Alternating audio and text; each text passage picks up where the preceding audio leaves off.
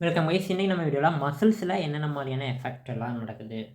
First reason, நம்ம இம்மொபைலைஸாக இருக்கோம், எங்கிட்ட மூவ் ஆகாமல் ஒரே இடத்துல இருக்கோம். அப்போ மசிலில் என்னென்ன ப்ராப்ளம்லாம் வருது, அதே போல் ஏதாவது இன்ஜுரி ஆகுது, அப்போ நமக்கு மசிலில் என்னெல்லாம் நடக்குது அப்படின்னு பார்க்க போகிறோம்.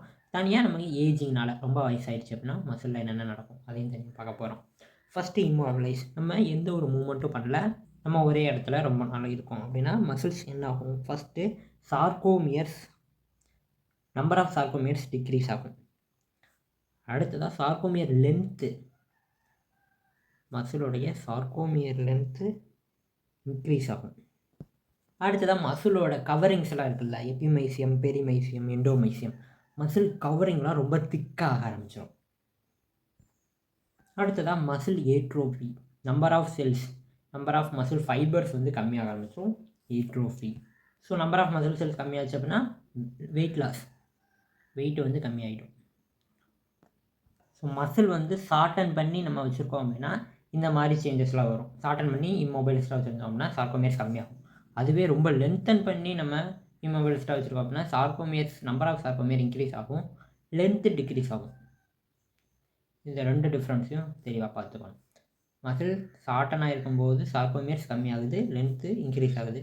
அதுவே மசில் லென்த்தனாக இருக்கும்போது சார்கோமியர்ஸ், நம்பர் ஆஃப் சார்கோமியர்ஸ் அதிகமாகுது, லென்த் ஆஃப் தி சார்கோமியர் கம்மியாகுது. ஸோ ஏட்ரோபி எல்லாமே இங்கேயும் வரும். இப்போது நம்ம எவ்வளோ நாள் இம்மொபைலைஸ் பண்ணியிருக்கோமோ அதை விட அதிகப்படியான டைம் ரெக்கவர் ஆகிறதுக்கு எடுத்துக்குவாங்க. நம்ம என்ன தான் மொபைலைஸ் பண்ணிக்கிட்டே இருந்தால் கூட ரெக்கவர் ஆகிறதுக்கு இம்மொபைலைஸ், இப்போ ஒரு வருஷம் நான் இம்மொபைலைஸாக இருக்கேன், 1 இயர், அப்போது நீங்கள் 2 இயர் எக்ஸசைஸ் பண்ணால் மட்டும்தான் அந்த மசில் நார்மல் ரெக்கவர் ஆகும். ஸோ இம்மொபைலைஸ் ஆன டைமை விட இது அதிகப்படியான டைம் ரெக்கவருக்கு எடுத்துக்குது. ஓகே, இப்போ நம்ம மசில் ஏதாவது இன்ஜுரி ஆகிடுச்சு அப்படின்னா அது என்னென்ன எஃபெக்ட்லாம் கொண்டு வருவாங்க. ஸோ மசிலில் மட்டும் இன்ஜுரி, சப்போஸ் வெளியே இருந்து ஏதாவது ட்ராமா வருது அப்படின்னா not only muscle, ligament, bursa, nerve, cartilage, எல்லாத்துலேயுமே நமக்கு இன்ஜுரி வரும். ஸோ இப்போ நமக்கு வெளியே இருந்து ஏதாவது ஒரு மசில் ஏதோ ஒரு இன்ஜுரி மூலமாக மசில் ஒரு ட்ராமா ஆகுது அப்படின்னா அதை மைக்ரோ ட்ராமா அப்படின்னு சொல்லுவோம். தொடர்ந்து இன்ஃப்ளமேஷன் நடக்கும். இன்ஃப்ளமேஷன் மீன்ஸ் ஸ்வெல் ஆகும். அடுத்ததாக மசில் ஸ்ட்ரெயின் ஆகும். ஸ்ட்ரெயின், இந்த இடத்துல மசில் ஸ்ட்ரெயின் அப்படிங்கிறத எதை சொல்லுவாங்க அப்படின்னா, நம்மளோட மசிலும் போனும் அட்டாச் ஆகுது இல்லையா, ஸோ அந்த இடத்துல டெண்டான் இருக்கும். அந்த மசிலுக்கும் இந்த மசில் டெண்டானுக்கும் இடையில ஒரு சில இன்ஜூரிஸ் இருக்குது அப்படின்னா அது ஸ்ட்ரெயின் அப்படின்னு சொல்லுவோம்.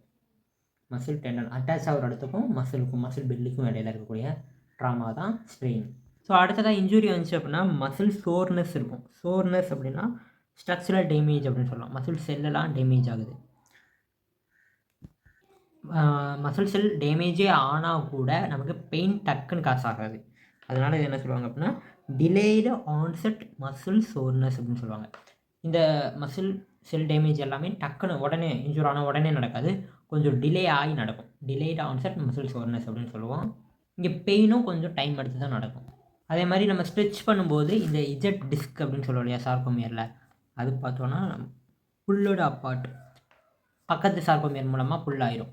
இந்த மாதிரி சில டைம்ஸ் இன்ஜுரி மூலமாக நடக்கும்.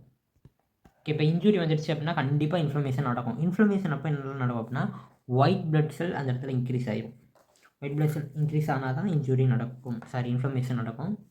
நம்ம மசில் மல்டி நியூக்ளியேட்டட் அப்படின்னு நம்ம பார்த்துருப்போம். பட் ஒன்ஸ் இன்ஃப்ளமேஷன் ஆகிடுச்சு அப்படின்னா மோனோ நியூக்ளியேட்டட், சிங்கிள் நியூக்ளியஸ் இருக்கக்கூடிய மசில்லாம் ஆக்டிவேட் ஆகிடும்.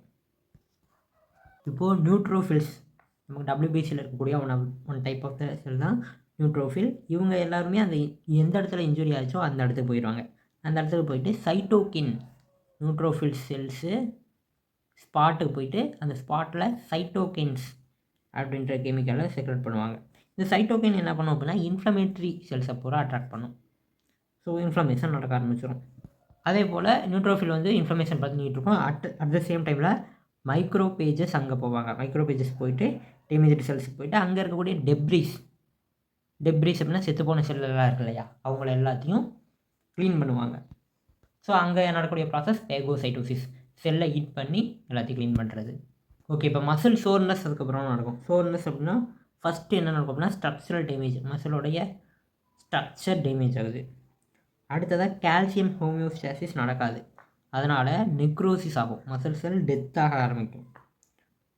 அடுத்ததாக இரிட்டன்ட், மசில் அந்த இடத்துல இரிட்டேட் பண்ண ஆரம்பிச்சிடும். இரிட்டன்ஸ்லாம் அங்கே அக்குமுலேட் ஆக ஆரம்பிப்பாங்க. அதுக்கப்புறம் தான் மேக்ரோபேஜ் வந்து சரி பண்ணுவாங்க. ஸோ ஒன்ஸ் இந்த டோம்ஸ் அப்படின்னு சொல்லல டிலேடு ஆன்செட் மசில் சோர்னஸ் வந்துருச்சு அப்படின்னா அந்த இண்டிவிஜுவலால் கண்டிப்பாக ஃபோர்ஸை ஜென்ரேட் பண்ண முடியாது.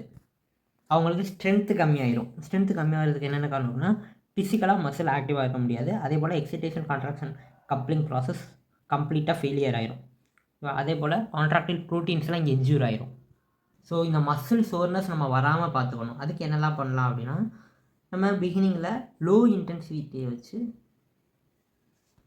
எக்ஸசைஸ் கொடுக்கலாம். ஓகேவா? எக்ஸசைஸ் கொடுத்து கொஞ்சம் கொஞ்சமாக அந்த ஸ்ட்ரக்சரல் டேமேஜ் நெக்ரோசிஸ் எல்லாத்தையும் ரீகெயின் பண்ணலாம். அதே போல் மேக்ஸிமம் நம்ம எக்ஸென்ட்ரிக் எக்ஸசைஸ் பண்ணாமல் இருந்தாலே போதும். எக்ஸென்ட்ரிக் அப்படின்னா ஃபுல்லாக ஸ்ட்ரிச் பண்ணுறது, லென்த்தனிங் ஆஃப் த மசில் பண்ணாமல் இருந்தாலே உங்கள் டிலேட் ஆன்செட் மசில் சோர்னஸ் வராது. ஓகே, இந்த ப்ராசஸ் எல்லாம் இன்ஜுரி நடக்கும்போது நமக்கு வர்றதான் டோம்ஸ். ஓகேவா? அடுத்ததான் நம்ம ஏஜிங்னால என்ன ப்ராப்ளம் இருக்குது? ஏஜிங்னாலேயும் நமக்கு ஸ்ட்ரென்த்து கம்மியாயிடும். அதே போல் டைப் 2 மசில் ஃபைபருடைய சைஸும் சரி நம்பர்ஸும் சரி டிக்ரீஸ் ஆகும். அதே போல் மோட்டார் யூனிட்டும் டிக்ரீஸ் ஆகும். மோட்டார் யூனிட்டும் டிக்ரீஸ் ஆகுது, ஸ்ட்ரென்த்து டிக்ரீஸ் ஆகுது. அதே போல் ஸ்ட்ரென்த்து மசில் பவர் எல்லாமே அவங்க வந்து சீக்கிரமாக ஃபால் ஆக கூட வாய்ப்பு இருக்குது. மசில் வந்து கிரிப்பாக இருக்காது. இதெல்லாம் ஏஜிங்கில் நடக்கக்கூடிய விஷயங்கள். ஓகே கைஸ், இன்றைக்கி நம்ம வீடியோவில் மசிலில் என்னென்ன மாதிரியான எஃபெக்ட் நம்ம மூவ் பண்ணாமல் வச்சுருந்தா என்னென்னலாம் நடக்குது, இன்ஜூரி ஆனால் என்னென்ன நடக்குது, போல் வயசான என்னென்ன நடக்குது அப்படிங்கிறத டீட்டெயிலாக பேசிப்போம். தேங்க்ஸ் ஃபார் வாட்சிங் கைஸ். டாட்டா.